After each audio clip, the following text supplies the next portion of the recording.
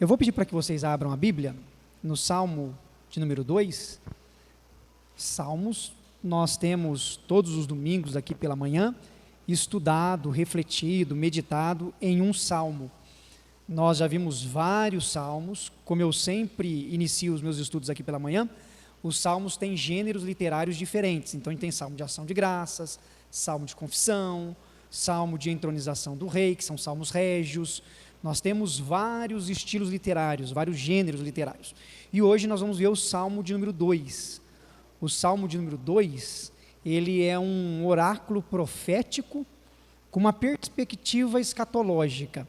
Ou seja, o oráculo ele é uma palavra que vem de Deus, uma palavra que vem da parte do Senhor. O oráculo é algo que Deus transmite ao seu povo. Então, um oráculo profético é algo que Deus está dizendo em relação ao futuro, aquilo que ainda há de acontecer. É uma profecia, um confronto no tempo presente, mas que ao mesmo tempo tem repercussão no futuro, né?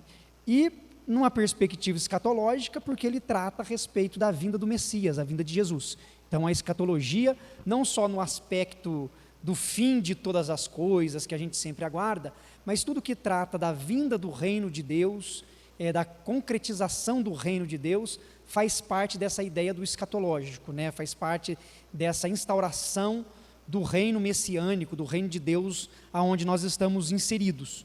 Por isso que a gente vive num reino aonde a graça e a misericórdia de Deus se manifesta, apesar da natureza pecaminosa, falha do ser humano, né? Nós vivemos num mundo onde há o pecado, mas aonde há a manifestação da graça. Nós vivemos num mundo onde há injustiça, mas vivemos num mundo onde a justiça de Deus também se manifesta. Vivemos num mundo mau, mas num mundo onde a bondade que vem de Deus também se manifesta. Então é nessa ideia que vem o reino de Deus presente entre nós.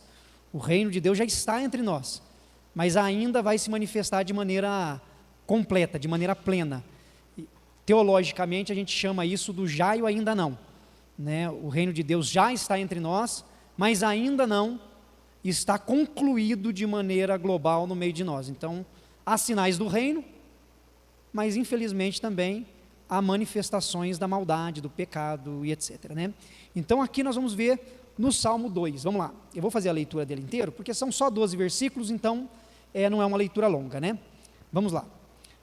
Por que se enfurecem os gentios e os povos imaginam coisas vãs? Os reis da terra se levantam e os príncipes conspiram contra o Senhor e contra o seu ungido, dizendo: rompamos os seus laços e sacudamos de nós as suas algemas. Ri-se aquele que habita nos céus, o Senhor zomba deles. Na sua ira, a seu tempo, lhes há de falar, e no seu furor os confundirá. Eu, porém, constituí o meu rei sobre o meu santo monte Sião.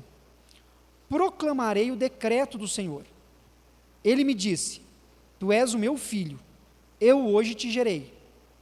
Pede-me, e eu te darei as nações por herança, e as extremidades da terra por tua possessão.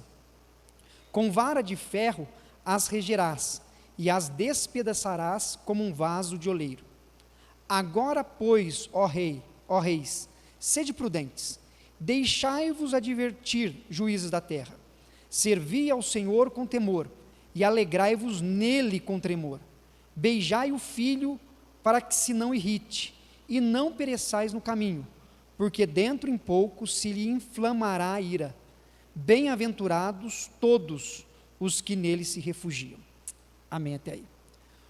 O Salmo de número 2, ele vai falar a respeito do rei.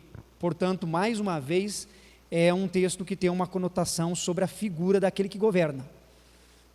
Obviamente, a gente vai ver já no decorrer da nossa aula, a maneira como a igreja cristã interpreta e relê esse texto. Como nós, cristãos, olhamos esse texto e, além de interpretá-lo dentro do seu contexto histórico, como a gente reinterpreta esse texto dentro da nossa visão cristã. Isso é importante para nós, e eu queria também sempre bater nessa tecla, porque quando a gente está lendo, quando nós estamos lendo um texto do Antigo Testamento, a gente precisa fazer uma releitura a partir da pessoa de Jesus, certo? Você lê o texto lá no Antigo Testamento, ele tem o seu contexto, ele tem a sua história, ele tem o seu momento, ele tem um momento em que ele está sendo escrito, em que o Espírito de Deus está trabalhando no coração de quem está compondo, mas o texto ele não se encerra ali, senão seria só um texto histórico e ponto final. A nossa releitura tem que ser a partir da perspectiva do Novo Testamento, da pessoa de Jesus, para que esse texto seja reinterpretado a partir do Evangelho. Por isso que o Antigo Testamento tem importância para nós, senão não teria. Não, é judaico, não é cristão. Mas a gente, como cristãos, vendo as promessas de Deus que foram reveladas no Antigo Testamento, são relidas a partir da pessoa de Jesus. Então nós teremos aqui no Salmo de número 2, uma continuidade do Salmo de número 1. A maioria dos exegetas, dos estudiosos da Bíblia, entende que o Salmo 1 e o 2 são um salmo só, um texto só. Apesar de serem separados, entendem que eles têm uma continuidade, que é uma peça literária única. Que quando você lê 1 e o 2 juntos, eles têm coesão. Faz sentido a continuidade do texto.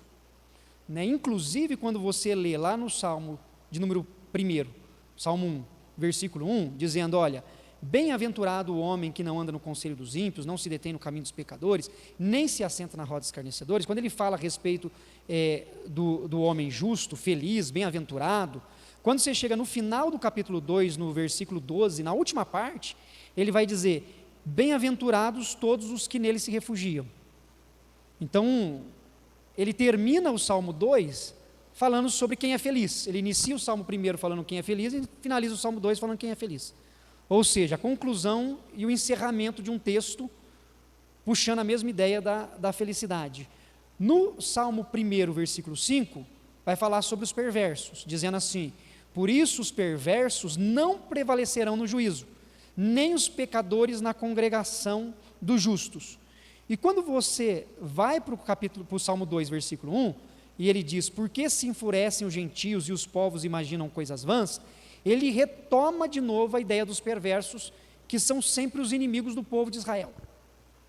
Então, dentro desses dois salmos, há uma unidade literária, há um trabalhar de Deus em relação à importância de seguirmos as ordens do nosso rei, daquele que governa sobre nós. E aqui, então, a gente vai ver que Deus é quem nos governa, e nós veremos que Ele nos governa, inclusive, a partir da pessoa do seu Filho, Jesus Cristo. Salmo de número 2, ele vai trazer duas ideias gerais. A filiação divina do rei, que o rei é escolhido por Deus, que o rei é levantado por Deus, que o rei é posto por Deus, e a estabilidade aqui, historicamente, especificamente, da dinastia davídica, do sucessor ou sucessores do rei Davi, permanecendo a cadeira davídica. Então, nós temos isso presente. Se você tiver um lápis ou uma caneta, se você gostar de rabiscar a Bíblia, como eu, o Salmo de número 2, ele tem 4 estrofes, tá bom? A primeira delas vai do versículo 1 até o versículo 3, e eu vou ler de novo, olha aí, ó. Então 4 estrofes, tá bom? Primeira estrofe, versículo 1 ao 3. Por que se enfurecem os gentios? Gentios aqui é a ideia de inimigos de Israel. E os povos imaginam coisas vãs? Os reis da terra se levantam e os príncipes conspiram contra o Senhor e contra o seu ungido, dizendo, rompamos os seus laços e sacudamos de nós as suas algemas. Nós temos nesses primeiros 3 versos, nessa primeira estrofe, um complô dos reis contra o novo soberano que foi levantado para governar. Então a ideia aqui, historicamente, olhando na perspectiva de quem está escrevendo o Salmo lá no período do Antigo Testamento, Israel tem um novo rei, e esse rei foi coroado, esse rei assumiu o trono, mas quando esse rei é coroado e assume o trono, os povos vizinhos se levantam contra esse rei, eles se rebelam, eles se ajuntam, se aglutinam para ser oposição ao rei de Israel, por isso um complô, junta-se os reis das nações vizinhas, que têm limites com a terra de Israel, e eles se unem contra o rei de Israel, é um complô. E, inclusive, os termos aqui vão mostrando essa armação, vão mostrando essa artimanha, vão mostrando esse processo manipulativo, ou de manipulação. Porque fala assim, ó, os reis da terra se levantam, uma ação de colocar-se contra. Eles não só se levantam, mas eles conspiram, eles ficam de intriguinha, uns com os outros, se levantando contra o rei, sabe? Se levantam, conspiram, eles vão armando contra o Senhor, contra o seu ungido. E eles chegam ao ponto de dizer: rompamos os seus laços, chegando à conclusão da conspiração. A conclusão da conspiração é o seguinte: olha, vamos nos desvencilhar das ações desse rei, e sacudamos de nós as suas algemas, porque na compreensão dos outros reis, eles estavam como subalternos a esse rei que havia sido entronizado na nação. Então há uma conspiração, há um complô dos reis contra esse novo soberano, e assim eles se levantam contra. Então essa primeira estrofe, ela traz essa ideia de que quando um novo rei é posto, quando um novo governo é levantado, há uma conspiração contra ele. E a gente vai ver, e a gente precisa desde já colocar como foco na nossa reflexão, que esse reino novo que se levanta é o reino de Deus, é um reino do governo de justiça, é um reino do amor, é um reino de bondade, misericórdia, compaixão, né? Mas sempre há inimigos que se levantam. Então essa é a primeira estrofe. A segunda estrofe vai do versículo 4 até o versículo 6, que aqui já a gente tem uma reação irônica e ameaçadora do próprio Deus, do próprio Senhor, em relação a esses reis rebeldes, né? Aqui é Deus se manifestando, né? Nas palavras do salmista, ele põe da seguinte forma: ri-se aquele que habita nos céus, o Senhor zomba deles. Então assim, é um termo irônico que o salmista atribui a Deus, dizendo assim: olha, esses que se levantam contra o rei que Deus colocou, se levantam contra, mas Deus ri deles, Deus zomba deles, né? E na sua ira, versículo 5, a seu tempo lhes há de falar, e no seu furor os confundirá. Deus não só ri deles, não só os ironiza, mas também manifesta a sua justiça ameaçadora, dizendo: olha, no tempo do Senhor, o furor do Senhor vai os confundir. E Deus mostrando que foi Ele quem escolheu o rei. Eu, porém, constituí o meu rei sobre o meu santo monte Sião. Eu escolhi o meu rei, eu levantei o meu rei, fui eu quem o coloquei, eu constituí o meu rei. O monte Sião aqui se refere ao monte onde ficava o templo, o monte da santidade de Deus, mostrando que o rei representava o próprio Senhor, através das suas ações, através do seu governo, através de tudo quanto ele fazia, né? Então, por um lado, você tem a loucura humana, né? A loucura humana em tentar impedir o que Deus está fazendo, e por outro lado, a majestade divina que ri da loucura humana, né? Isso aqui é uma coisa até interessante, né? A gente às vezes acha que pode muita coisa, né? Acho que Deus olha para nós e fala assim, a gente fala, a gente não sei o quê, né? Aí Deus lá do céu fala assim, ai meu filho, sabe de nada, inocente. Salmo 151, versículo 1. Sabe de nada, inocente, né? Então, é a ação de Deus sobre os reis. Aqui a gente vê a insensatez humana e a força poderosa do Senhor, que é o rei que governa e levanta o seu rei, né? Então, Deus, a gente tem ironia, a gente tem cólera, né? No versículo 5, a ira de Deus manifesta ou expressa, na verdade, sobre os reis vizinhos que se levantam contra. Então, dentro da primeira e da segunda estrofe, nós temos a rebeldia dos homens e o reforço do controle soberano de Deus, que levanta o seu ungido, né? Reinos. E aqui eu queria trazer para algumas coisas mais práticas para a gente também, para falar sobre o reino, né? O reino dos homens e o reino de Deus, né? O reino dos homens é marcado pelas ações humanas limitadas, falhas. E o reino de Deus é o reino perfeito, né? O reino de graça, misericórdia mesmo. E o tanto que a gente vê, às vezes, que as coisas que são referentes aos valores do reino são muitas vezes descartadas pelo reino dos homens, né? Por mais que seja bonito ou bonita alguns conceitos do reino de Deus, a gente sabe que na prática ele é difícil de ser vivenciado, não é? Por exemplo, justiça. A gente entende a justiça e a gente acha que a justiça é boa, né? Mas quando a gente está errado, a gente espera que a justiça seja mais branda com a gente, né? Não é assim? Quando é com o outro, a gente espera que seja mais a ferro e a fogo. Quando a gente é alvo da injustiça, o sentimento é um. Quando a gente é agente, o agente que eu falo é junto, né? O causador da injustiça, a concepção é outra. Por quê? Porque é o reino humano. O reino humano a gente vive assim. Você já se pegou, né? Às vezes quando você vê alguma coisa acontecendo e está distante de você, e você fala assim, nossa, não podia ter acontecido isso com a pessoa lá, né? Sofreu um ato de violência.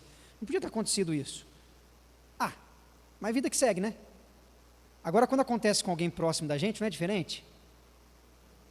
É diferente, né? Uma pessoa sofreu uma abordagem na rua e pela abordagem a pessoa teve um ato de violência e ela morreu, né? Uma bala perdida num tiroteio, a pessoa morreu. Você fala, nossa, esse mundo está perdido. Mas se for um filho nosso que foi levado por uma bala perdida, é diferente ou não é diferente? A indignação é diferente ou não é? É diferente. Por quê? É o reino dos homens. O reino dos homens é o seguinte, é ruim algumas coisas, é ruim, mas desde que não seja eu. É triste isso. Mas é uma realidade do mundo dos homens. E quando a gente vê isso acontecendo aqui nesses versículos, é exatamente nesse aspecto que eu vejo o Salmo de número 2. Os povos vizinhos estão preocupados com os seus súditos, com os cidadãos do seu reino, não com os outros. Por isso eles conspiram, se levantam contra. Mas Deus, pela sua graça, ri disso, porque Deus fala assim, eu que governo todas as coisas. O reino de Deus vai além das nossas limitações humanas. Vamos pegar um outro exemplo. Vou pegar o perdão aqui. O perdão sempre é uma coisa que cutuca lá no fundo, né? Alguém chega para você e conta uma história de alguém que, sei lá, passou ela para trás, exemplo, assim, estava lá na minha empresa, alguém puxou meu tapete, não sei o que e tal. Aí você escuta a história, você fica compadecido, daí você fala assim para a pessoa, não, é difícil, mas perdoa, tem que perdoar, é certo, não é? Aí você fala assim, não, a pessoa tem que perdoar para seguir e tal. Está correto, é isso aí mesmo, precisa. Mas e se a pessoa que sofreu toda a injustiça for você? É fácil você chegar para frente do espelho e falar assim, deixa eu olhar para o espelho aqui, peraí, falar assim, perdoa. Deixa para lá, essas coisas acontecem, tem que seguir, vida que segue. É fácil? É? Falar para o outro que ele tem que fazer é mais fácil, não é não? É muito mais fácil, muito mais fácil. Por isso que dar palpite, gente, é a coisa mais fácil que tem. Né?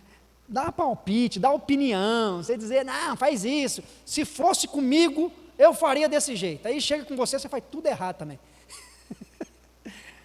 Porque é diferente. E dentro dessa situação toda, nós vemos o reino dos homens tentando prevalecer sobre a vontade de Deus. Nós vemos a ação humana tentando impedir o reinado do Senhor através do seu ungido, através do seu escolhido, né? Trazendo para nós, como nós podemos interpretar isso de uma maneira desafiadora para a gente, é a gente procurar também ver em quais momentos da nossa vida a gente às vezes tenta controlar ou manipular as situações, as coisas ao nosso redor, ao invés de fazermos as coisas segundo a vontade de Deus. Porque a gente faz isso com uma certa regularidade e não adianta nada. Deus ri de nós. Deus fala, Alex, você não sabe de nada, inocente. Né? Deus olha para a gente e fala, ixi, está nadando contra a maré. Né? Já foi lá em Ubatuba e tentou nadar contra a maré? Você nada, na hora que você está cansado, você olha, você foi mais para o fundo ainda, né? Você nada, Na hora que você olha, fala assim, nossa, mas eu fui para lá, vim para cá, né? Não adianta, você faz seu esforço, mas é inútil. Terceira estrofe, do versículo 7 até o versículo de número 9. Essa terceira estrofe é a reação do novo rei, né? O novo rei, como ele vai agir diante da sua autoridade, rege diante do seu poder, a proclamação dele, o oráculo dele, o que ele está dizendo. Então, primeiro, nós temos a palavra do Senhor dizendo, proclamarei o decreto, quer dizer, o salmista está falando a respeito dele, proclamarei o decreto do Senhor. O que o Senhor disse para o rei? Ele me disse, tu és meu filho, eu hoje te gerei, pede-me, e eu te darei as nações por herança, e as extremidades da terra por tua possessão. Com vara de ferro as regerás, e as despedaçarás como um vaso de olheiro. Então o próprio rei, ele está dizendo que o Senhor falou com ele, e que a palavra do Senhor para ele é que ele é filho do Senhor, ele foi gerado pelo Senhor. A gente já vai entrar na releitura da igreja cristã em relação a esse texto.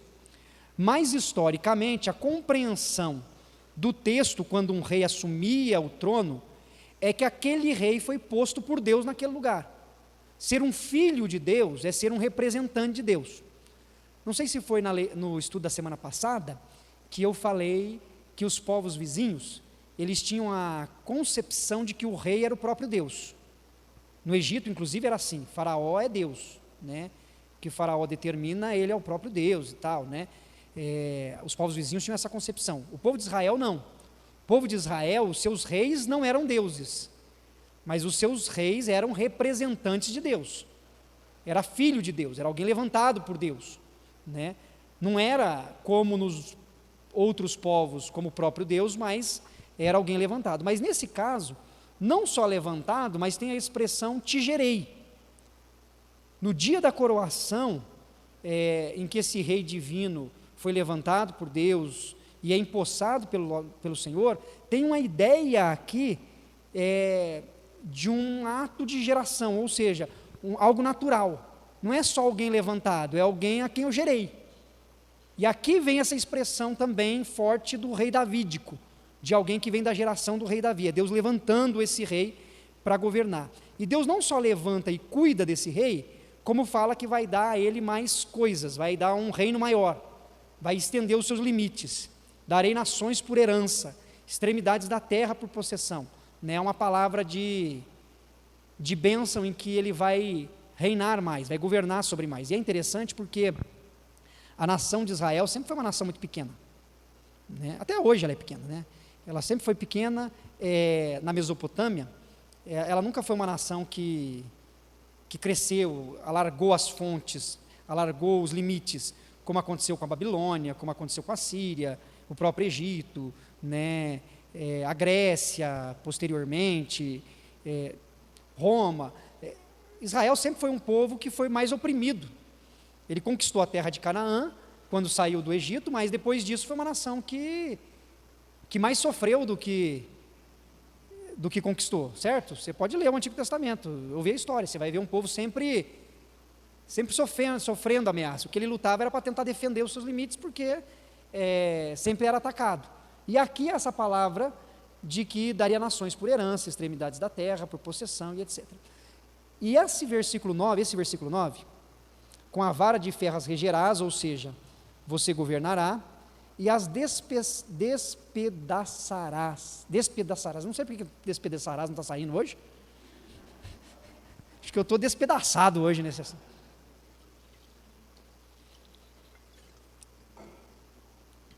Há um rito inclusive simbólico, que era feito por alguns povos, de pegar um vaso de barro, de terracota, e escrever no vaso o nome dos inimigos, e depois eles quebravam o vaso, uma maneira simbólica de, sabe, extravasar a raiva. Sabe quando você está irritado, você não pode esganar o marido, então o que você faz? Lava a roupa. Sabe quando você está assim, e você vai amassar o pão, né? Mão quente, você não pode.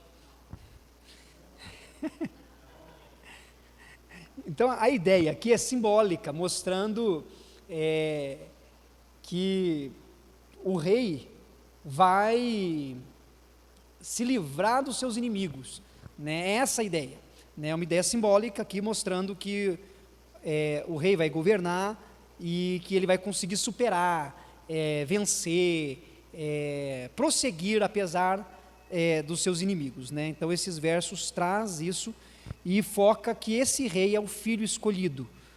Tem 3 conceitos importantes aqui para o rei como filho: foi Deus quem o escolheu, foi Deus quem o consagrou, e foi Deus quem firmou aliança com ele, foi Deus quem estabeleceu uma aliança com o seu filho, e por isso o seu governo prosseguirá.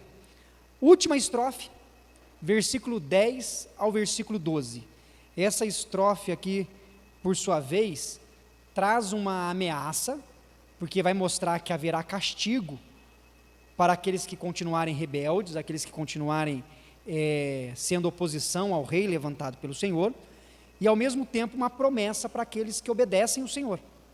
Então do versículo 10 ao 12, ameaça, uma palavra de advertência, disciplina, e ao mesmo tempo também uma palavra de bênção, mas para grupos que tiverem posturas diferentes. Aquele que obedecer vai ser abençoado, feliz, e aquele que continuar rebelde como oposição vai ser disciplinado. Ele vai dizer agora, né, mostrando aqui o valor consecutivo e conclusivo de tudo que foi dito. Agora, pois, ó reis, voltando os reis, lá do versículo 2, que se levantam, que conspiram, que quer romper, que quer agir dessa forma. Sede prudentes, deixai-vos advertir, juízes da terra, servi ao Senhor com temor e alegrai-vos nele com tremor. Beijai o filho para que se não irrite e não pereçais no caminho, porque dentro em pouco se lhe inflamará a ira. Felizes, bem-aventurados todos os que nele se refugiam. Então nesse versículo nós temos essas 2 palavras. Só tem 2 caminhos para os reis. Um é o arrependimento, o outro é a derrota. Essas 2 opções só que existem. Ou vocês se arrependem, vocês mudem, se tornem prudentes, aceitem a advertência e mudem a postura de vocês, ou então continuem como estão e serão derrotados. Os últimos versos só apontam esses 2 caminhos. Quando fala servir ao Senhor com temor e alegrai-vos nele com tremor, é um convite para esses reis, dizendo assim, passem a ter temor ao Senhor que instituiu o seu rei, passem a ter temor a ele, e tenham alegria nele, tenham alegria com o seu reinado. É esse o convite aqui nesse versículo. É um desafio, ou nem colocaria um desafio, é uma oportunidade, é maior que desafio, né? É uma oportunidade que os reis gentios têm de mudarem a postura do coração, de mudarem a atitude. Então olha, passem a servir o Senhor, tenham temor ao Senhor e alegrem-se nele. Beijem o filho, para que se não irrite, ou seja, beije o filho, ao invés de serem oposição, estejam com ele, se relacionem com ele, estejam próximos dele, participem com ele. Há um tom sapiencial aqui. O tom sapiencial, dentro da literatura sapiencial, né, são palavras de sabedoria, são palavras de conhecimento, né? A gente tem na Bíblia Sagrada, a gente tem literaturas que são sapienciais, ou seja, são palavras de sabedoria, de conhecimento, de instrução, que são dadas ao povo. E aqui Deus está fazendo isso. Olha, se acheguem ao rei, para que ele não se irrite, né? Não é bom você irritar o rei, não é bom você irritar o rei que é posto por mim, que está me representando, né? Ele não está dizendo da questão de bajulação de reis, né? A ideia aqui não é de bajular quem está no poder, mas ele está dizendo a respeito do rei que ele levanta para representá-lo. Deus falando, olha, então se aproximem dele, né? E não pereçais no caminho, não morram no caminho, porque dentro em pouco a sua ira vai se manifestar, vai se inflamar, né? E vai se revelar. Então, portanto, encerra: bem-aventurados todos os que nele se refugiam. O que é refugiar-se?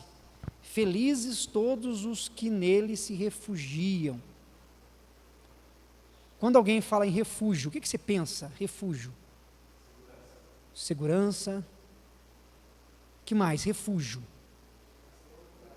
Como, Brian? Castelo e muralha. Ficar atrás da muralha, né? Assim, entrei no castelo, estou protegido, né? Refúgio. Às vezes você fala, né? O Senhor é o nosso refúgio. Quando você fala isso, o Senhor é o nosso refúgio, o que você pensa? Ou você não pensa nada? Você só fala. Tem coisa que a gente fala e a gente não pensa, né? Não? Isso acontece com todos nós. Nele descansamos e confiamos. Nosso protetor, descanso, refúgio. Ele que nos guarda. A justiça é só dele, a confiança na justiça dele. Refúgio. Todos esses termos que nossos irmãos e irmãs levantaram, está dentro da ideia de refúgio, né? O refúgio é abrigar-se debaixo de algo que lhe protege. É você procurar abrigo em algo que vai lhe trazer proteção. Então, por exemplo, se você sai de casa num dia chuvoso, você vai procurar refúgio. Você vai procurar refúgio aonde? Debaixo de um toldo, debaixo de uma árvore, se a copa dela for bem protegida, se não tiver com relâmpago, é lógico. Eu já ia falar, né? Senão ia falar, vai lá, o relâmpago te mata, né? Ainda mais o pessoal mais velho, né? Como é que você fazia na época? Porque assim, tem uns aqui que são mais Nutella, não conhecem a época não. Mas tinha época que a gente ia visitar um parente, a gente tinha que passar pelo trilho de terra no meio das roças. Você não ia visitar assim, vou visitar, deixa eu pensar quem aqui. Vou visitar a Lucimário Wilson ali no distrito nosso, aqui no Mogi Guaçu, né? Faz parte da grande Mogi Mirim. Vamos visitar ali no distrito de Mogi Guaçu.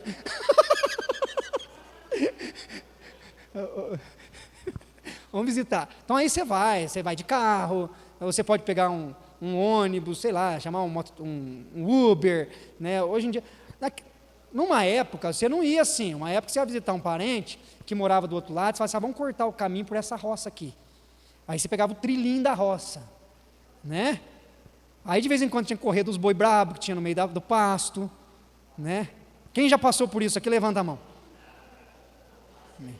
Quem não sabe disso, gente, quando chega na hora do almoço, hoje você pergunta para o pai, para a mãe, como é que é, né? E tinha dia que a gente estava indo e o tempo virava, e chovia. E o único lugar que você tinha para se esconder da chuva era debaixo das árvores.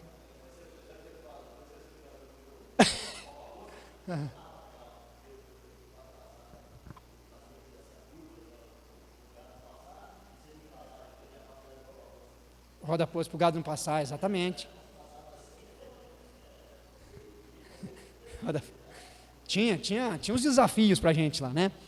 E a gente, se acontecesse alguma coisa, tinha que procurar refúgio. Estava atravessando, de repente o boi ou a vaca encrespava com você, saía correndo, dava um carreirão. Aí tem cara que tomou um monte de carreirão na vida já. Procurava refúgio. Então a gente procurava refúgio. Refúgio é você procurar segurança em algum lugar, né? E a gente faz isso. A gente procura proteção. E o salmista está dizendo que felizes são aqueles que procuram refúgio no Senhor. Diante das batalhas, das dificuldades, das crises, é em Deus que nós procuramos o refúgio. Então, na leitura histórica aqui, pensando nesse primeiro momento que o texto chegou à mão dos leitores, Deus estava dizendo, olha, observem o rei a quem eu levanto, e procurem fazer a minha vontade, procurem seguir as orientações, busque refúgio.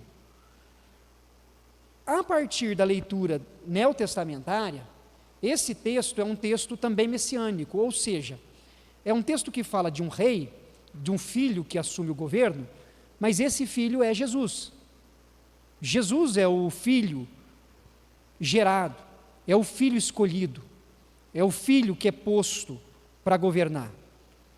E quando nós paramos para olhar para Jesus como aquele que se assenta no trono, aquele que governa, aquele que conquistou tudo pelo seu precioso sangue, nós devemos viver segundo os valores do seu reino, o reino do Pai, o reino que lhe foi transmitido, o reino que ele deixou para nós através do seu exemplo de vida. E é nele que a gente busca refúgio, né? É em Jesus que a gente busca orientação, direção, conforto, consolo, amparo. Mas a gente sempre vai travar essa grande batalha contra o nosso próprio coração humano. E para nós vai sobrar só 2 caminhos mesmos, como é posto aqui. Um deles é o arrependimento, a gente reconhecer quando o nosso coração está vivendo na contramão dos valores do reino de Deus, ou a derrota. Não tem vitória para nós nesse aspecto. Não tem como a gente lutar contra os valores do reino e achar que a gente vai vencer. Não tem como. Não tem como a gente querer responder às dificuldades, às situações da vida, de acordo com os valores do reino deste mundo, do império deste mundo. Não dá. É a gente lutar sabendo que a gente vai perder. A gente tem que lutar de acordo com os valores do reino. Portanto, quando nós usamos exemplos, e eu usei 2 exemplos, né? Usei o da justiça e usei o do perdão. Por mais que nós vejamos injustiça e soframos injustiça, o caminho de Deus para nós, segundo o seu reino, é o caminho da justiça. E aqueles que buscam o reino de Deus e a sua justiça, terão todas as demais coisas acrescentadas. Então a gente precisa viver na justiça. A gente precisa buscar a justiça do reino. Quando a gente fala sobre perdão, por mais que seja difícil algumas coisas que possam acontecer com a gente, no ambiente familiar, no ambiente profissional, no ambiente de relacionamento com os amigos, no ambiente eclesiástico, qualquer lugar, por mais que a gente enfrente dificuldades, a gente tem que viver o valor do reino. Precisamos viver isso, porque é nele que está o nosso refúgio. Se a gente não fizer isso, não adianta. A gente pode endurecer o coração, a gente pode achar que a gente está bem, a gente pode ter o ego inflado, né? Ou inflamado, qualquer um dos dois cabe nesse contexto, né? O ego pode estar inflado e pode estar inflamado, né? Mas nada disso vai nos levar a lugar nenhum. Por quê? Porque é a luta humana contra o reino de Deus. É o ego humano contra a vontade de Deus. E isso só nos fará sucumbir. Portanto, que nós possamos nos lembrar que felizes são aqueles que buscam refúgio no Senhor e reconhecem o lugar do Senhor em sua vida. Em sua vida. Quem reina sobre nós? Quem reina sobre você? É você mesmo que reina? Porque esse é um sonho nosso de adolescência, né? Quando eu ficar mais velho, eu mesmo vou mandar no meu nariz. Aí você quebra o nariz. Não é assim? Aí na hora que quando você começa a ter tudo, fala assim, não, você pode fazer o que você quiser. Você fala, ai meu Deus do céu, como a vida é dura, como é difícil, a gente começa a dar conta, né? Como eu era feliz, não sabia, né? Como era bom chegar em casa, não ter boleto para pagar, não é não? A mãe pagava. Como era bom você saber que a tua única preocupação era levantar 6h30 para estar na escola às 7h10. Desde que não seja professor, né? Que a perspectiva já é outra também, né? Não, a vida muda, não muda? Aí você fala, oh, meu Deus do céu. A gente vai crescendo e a gente vai vendo a responsabilidade. Então, quem reina sobre nós? Que o Senhor possa reinar sobre as nossas vidas em Cristo Jesus. Amém? Feche seus olhos, curve sua cabeça, nós vamos ter uma palavra de oração. Senhor, muito obrigado, meu Pai, porque o Senhor é aquele que reina sobre nós, que reina sobre a igreja, que reina sobre uma sociedade caída, que reina sobre tudo. O Senhor é o Rei dos reis e o Senhor dos senhores. Por mais, ó Pai amado, que reinos se levantam contra Ti, por mais que às vezes nós mesmos tentamos assumir o controle das coisas ao nosso redor, por mais que tudo isso aconteça, Deus, nós sabemos que o Senhor continua governando soberanamente. Portanto, nós entregamos nas Tuas mãos as nossas vidas e pedimos que o Senhor nos ajude a ouvirmos a Tua voz, a discernirmos o que Teu Espírito Santo tem falado com a gente, e que possamos nos colocar sempre submissos ao Seu reino. Cumpra em nós o Teu querer, cumpra em nós a Tua vontade, cumpra em nós aquilo que é do Teu agrado, ó Deus, que possamos ser felizes, felizes porque o nosso refúgio é o Senhor. O Senhor é nosso abrigo no temporal, o Senhor é nosso castelo forte, o Senhor é as muralhas ao redor da qual a gente se põe para nos sentirmos protegidos.